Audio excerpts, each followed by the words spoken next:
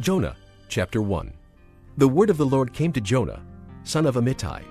Go to the great city of Nineveh and preach against it, because its wickedness has come up before me. But Jonah ran away from the Lord and headed for Tarshish. He went down to Joppa, where he found a ship bound for that port. After paying the fare, he went aboard and sailed for Tarshish to flee from the Lord. Then the Lord sent a great wind on the sea, and such a violent storm arose that the ship threatened to break up. All the sailors were afraid, and each cried out to his own God. And they threw the cargo into the sea to lighten the ship. But Jonah had gone below deck, where he lay down and fell into a deep sleep. The captain went to him and said, "How can you sleep? Get up and call on your God. Maybe he will take notice of us and we will not perish." Then the sailors said to each other, "Come, let us cast lots to find out who is responsible for this calamity." They cast lots, and the lot fell on Jonah. So they asked him, "Tell us, who is responsible for making all this trouble for us? What do you do? Where do you come from? What is your country? From what people are you?" He answered, "I am a Hebrew, and I worship the Lord, the God of heaven, who made the sea and the land." This terrified them, and they asked, "What have you done?" They knew he was running away from the Lord because he had already told them so.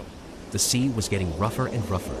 So they asked him, "What should we do to you to make the sea calm down for us?" "Pick me up and throw me into the sea," he replied, "and it will become calm. I know that it is my fault that this great storm has come upon you." Instead, the men did their best to row back to land, but they could not, for the sea grew even wilder than before. Then they cried to the Lord, "O Lord, please do not let us die for taking this man's life. Do not hold us accountable for killing an innocent man, for you, O Lord, have done as you pleased." Then they took Jonah and threw him overboard, and the raging sea grew calm. At this the men greatly feared the Lord, and they offered a sacrifice to the Lord and made vows to him. But the Lord provided a great fish to swallow Jonah, and Jonah was inside the fish 3 days and 3 nights. Chapter 2. From inside the fish, Jonah prayed to the Lord his God. He said, "In my distress I called to the Lord, and he answered me. From the depths of the grave I called for help, and you listened to my cry.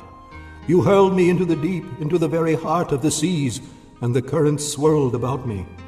All your waves and breakers swept over me. I said, I have been banished from your sight. Yet I will look again toward your holy temple. The engulfing waters threatened me. The deep surrounded me. Seaweed was wrapped around my head. To the roots of the mountains I sank down.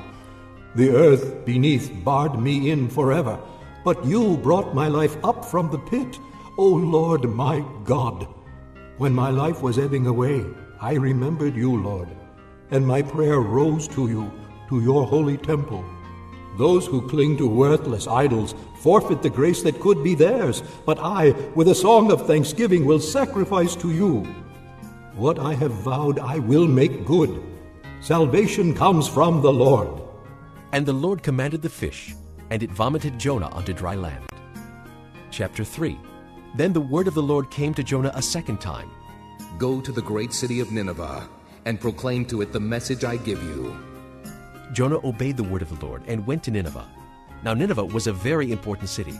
A visit required 3 days. On the first day, Jonah started into the city. He proclaimed, 40 more days and Nineveh will be overturned. The Ninevites believed God. They declared a fast, and all of them, from the greatest to the least, put on sackcloth. When the news reached the king of Nineveh, he rose from his throne, took off his royal robes, covered himself with sackcloth, and sat down in the dust. Then he issued a proclamation in Nineveh. By the decree of the king and his nobles, do not let any man or beast, herd or flock taste anything. Do not let them eat or drink. But let man and beast be covered with sackcloth. Let everyone call urgently on God. Let them give up their evil ways and their violence. Who knows? God may yet relent and with compassion turn from his fierce anger so that we will not perish. When God saw what they did and how they turned from their evil ways, he had compassion and did not bring upon them the destruction he had threatened. Chapter 4. But Jonah was greatly displeased and became angry. He prayed to the Lord, "Oh, Lord, is this not what I said when I was still at home? That is why I was so quick to flee to Tarshish. I knew that you are a gracious and compassionate God, slow to anger and abounding in love, a God who relents from sending calamity. Now, O Lord, take away my life, for it is better for me to die than to live." But the Lord replied, Have you any right to be angry? Jonah went out and sat down at a place east of the city. There he made himself a shelter, sat in its shade, and waited to see what would happen to the city. Then the Lord God provided a vine and made it grow up over Jonah to give shade for his head to ease his discomfort. And Jonah was very happy about the vine.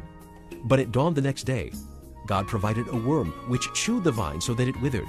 When the sun rose, God provided a scorching east wind, and the sun blazed on Jonah's head so that he grew faint. He wanted to die and said, "It would be better for me to die than to live."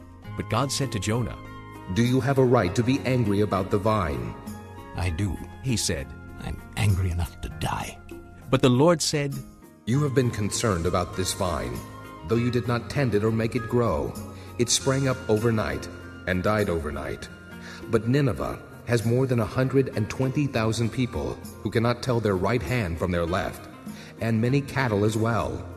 Should I not be concerned about that great city?